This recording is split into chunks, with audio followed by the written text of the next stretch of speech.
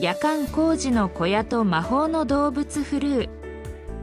昔々、世界の花々が美しく咲き誇り、豊かな食料が人々を満たしていた時代がありました。その美しい世界を支えていたのは、魔法の小さな動物フルーでした。フルーは花々に魔法の粉を振りかけ、花を咲かせ、作物を実らせる力を持っていました。しかし、フルーが滅びると、世界の花は咲かなくなり、食料も作れなくなり、みんなが飢えてしまうのです。フルーがいなくなった世界の危機。もしフルーがいなくなれば、世界はどうなるのでしょうか。フルーたちが消え去った世界では、花々は枯れ果て、作物は実らず、人々は飢えに苦しむことになります。美しい景色は荒れ果て、かつての豊かな生活は遠い記憶となってしまいます。人々は希望を失い、絶望の中で生きることを余儀なくされるのです。ある日、フルーたちが住む森に危機が訪れました。悪しき魔法使いがフルーを狙い、おいしい彼らを捕らえ食べようとしていたのです。フルーたちを守るためには、頑丈な小屋を建てる必要がありました。しかし、その小屋を建てるための時間は限られており、昼間は猛暑で工事ができませんでした。そんな中、一人の天才大工タが立ち上がりました。タは誰もが認める腕利きの大工であり、彼の技術はまさに神業でした。タはフルーたちを守るため、毎日夜の暗闇に紛れて徹夜の工事を始めました。彼のそばにはいつも娘の鶴が寄り添っていました。鶴は父の背中を見て育ち、その技術を受け継いでいました。タと鶴の冒険。はじめの試練魔法の蜘蛛の巣。タと鶴が最初に直面したのは、巨大な魔法の蜘蛛の巣でした。夜の闇の中で作業を進めていると、突然鶴が蜘蛛の巣にとらわれてしまいました。タは冷静に状況を見極め、持っていた工具を使って慎重に鶴を救い出しました。鶴は無事に解放され、2人は再び工事を続けることができました。次の試練迷子のドラキャット。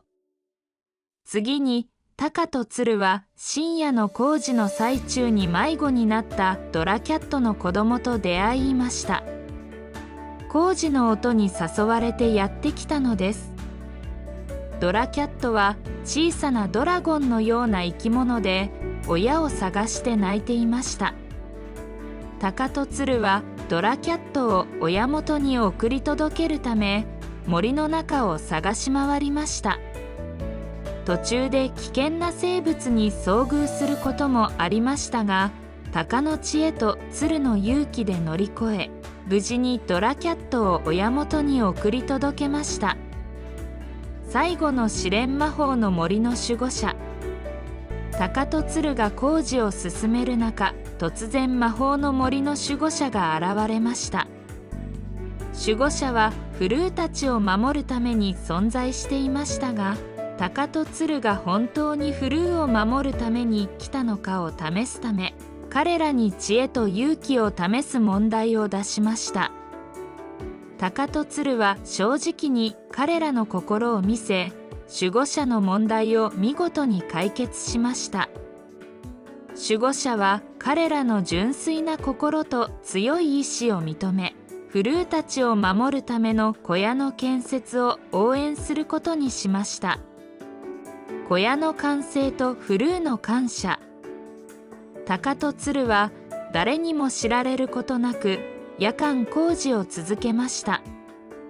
彼らは暗闇の中で静かに作業を進め、フルーたちのために頑丈な小屋を建て上げました。鷹の手は木材を巧みに扱い、鶴は細かな装飾を施して小屋を美しく仕上げました。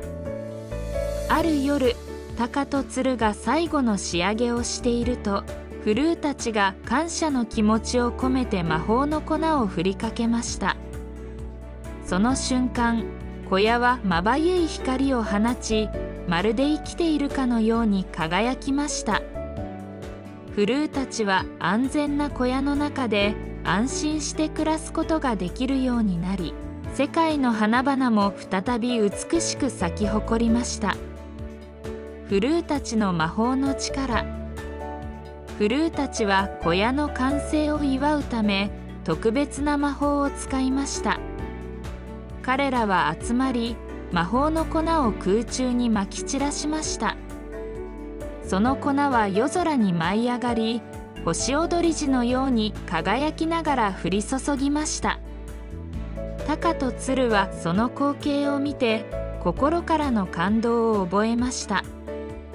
フルーたちの魔法の力はただ花を咲かせるだけではありませんでした。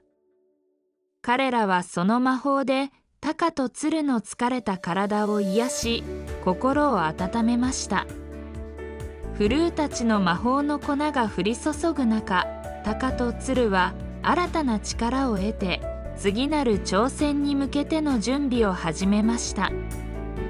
新たな冒険の始まり。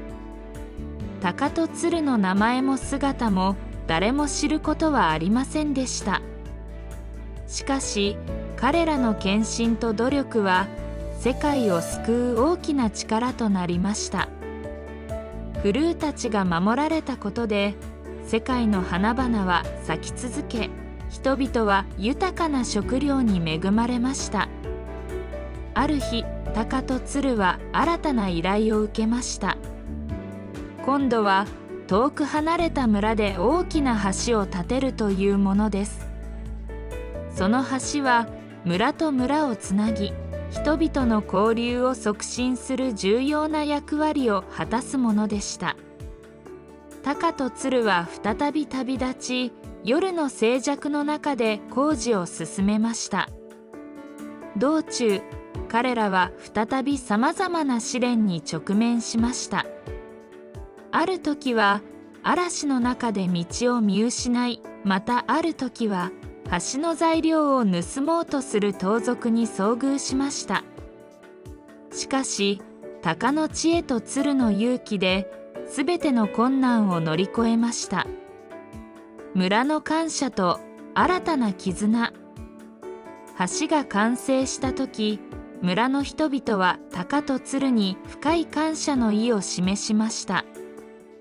彼らは鷹と鶴の名前を知らないまま、その偉業をたたえました。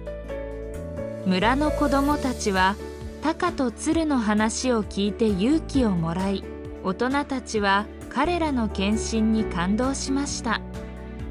鷹と鶴は村の人々との絆を深め、新たな友人を得ました。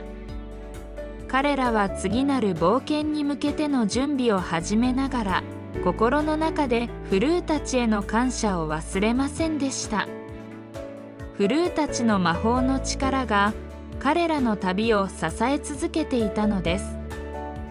そして夜の静寂の中で、鷹と鶴は次なる挑戦に向けて準備を始めました。